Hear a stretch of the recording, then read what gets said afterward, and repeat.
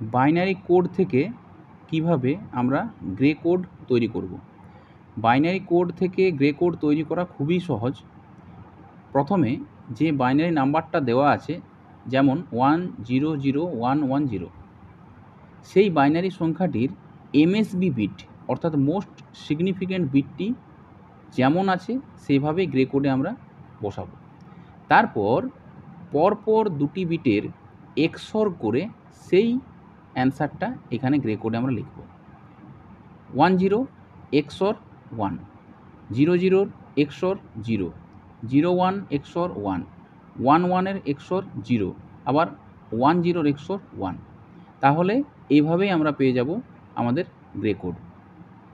100110 এই বাইনারি সংখ্যার grey code হবে 110101।